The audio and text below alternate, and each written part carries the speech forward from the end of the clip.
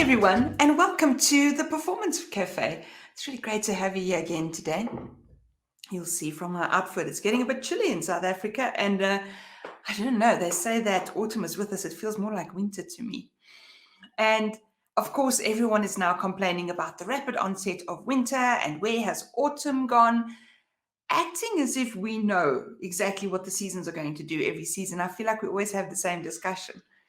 And that brings me back to our concept of a growth mindset, right? If we think that the world is always going to stay the same, the weather's always going to stay the same, and environment's always going to stay the same, well, it's just not true, right? Everything is up for change and for growth. And so today I've got an interesting angle to discuss with you on the growth mindset. And as I told you, I'm entirely fascinated. I've always been, and I'm just back on my love fest with the book, The Growth Mindset by Dr. Carol Dweck. And I was rereading it and came across a sentence which it is so interesting. I know I've bought the upgraded version, the new updated model, but it was so interesting. Somehow I didn't realize it before, but in her book, she actually quotes, and I'm going to read from my cell phone. It's quite a long piece, but I'd love for you to hear it properly. She talks about the IQ test.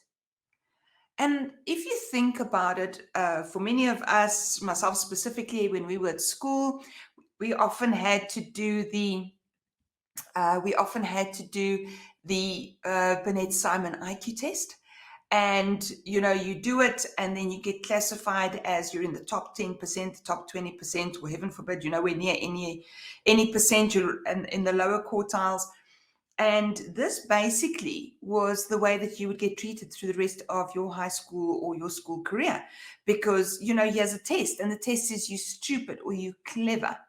And so, even as a psychometrist, I've had some concerns about some of these tests over the years. And certainly, there was even pressure for those who did well. It's like, oh, the test score is so high. Why don't you achieve even better at school? Instead of saying, you know what, the test score shows high, you're doing well enough at school. Why don't you go and flex your intelligence elsewhere? And I want to read to you.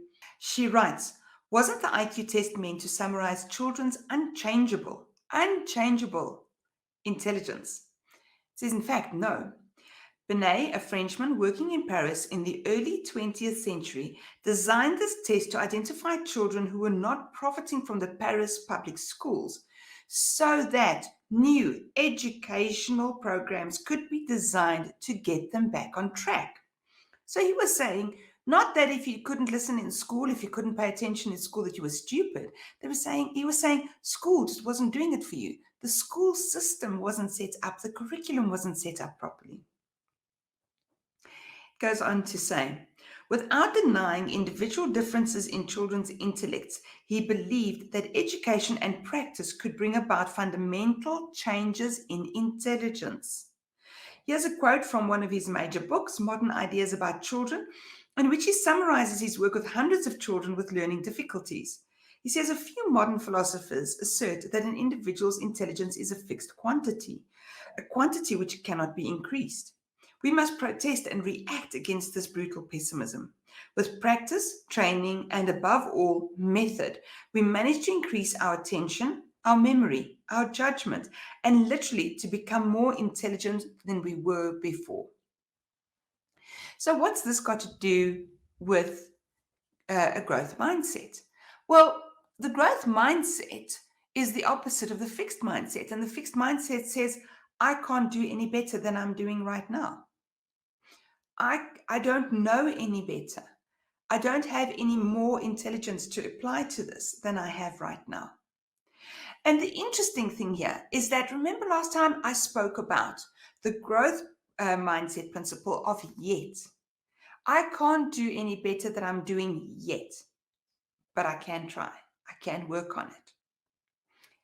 I don't know how to work with people in difficult situations. I don't know how to be more resilient in conflict yet.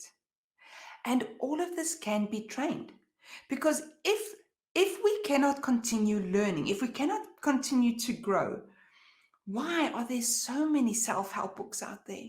Why do we study fields like sociology, psychology, communications? Why is it that we are continuing to learn and people have doctors and bachelor's degree, masters and doctor's degrees up into late in life? They're still attaining it. I saw a lady get her doctor's degree, I think, at 63 the other day. Why not? We can carry on learning. We can get the growth mindset. What we have to ask ourselves is another fundamental principle. How does it serve me to have a fixed mindset? Okay, so let's say I have a fixed mindset that I cannot deal well with conflict. That means no matter what the conflict, I won't be able to cope in that situation. So when I'm in the middle of a war, like in Ukraine or Russia, that's huge conflict. I can understand that that gets a bit much. I understand the overwhelm. Well, actually, I suppose I can't because I've never been in it. But one understands the scale of that and the impact of that to some intellectual level.